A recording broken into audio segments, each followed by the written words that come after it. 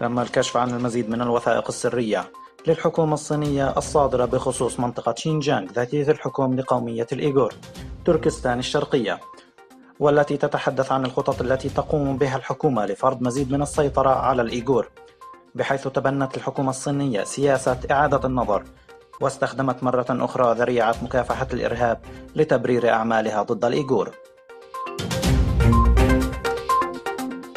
يتزايد التناقض بين المصنع الجديد في كازاخستان والسكان المحليين، لأن كازاخستان بلد مسلم ولا يتقبل السكان تلويث أرض كازاخستان الجميلة والنقية بحسب ما نقل عنهم، ويطالبون الصين بمغادرة كازاخستان في أقرب وقت ممكن.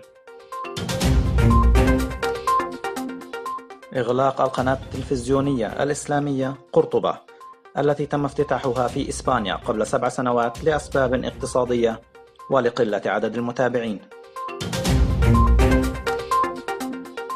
قال وزير الدفاع الماليزي محمد سابو: قد تمر البوارج الحربية عبر مياهنا، ولكن على السفن الحربية الصينية والأمريكية ألا تبقى في بحر الصين الجنوبي لاستعراض قوتها، وسوف تستمر ماليزيا في الدفاع عن حدودها في المنطقة.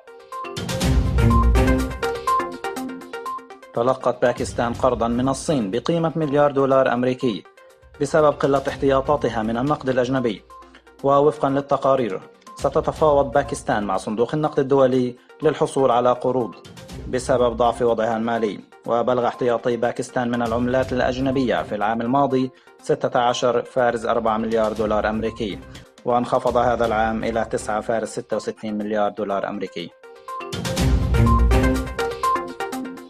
أفادت المنظمة الدولية للهجرة: فقد 204 أشخاص حياتهم في نهاية الأسبوع الماضي في المياه الليبية، ويذكر أن أكثر من 1000 مهاجر فقدوا حياتهم في المياه الليبية منذ بداية هذا العام.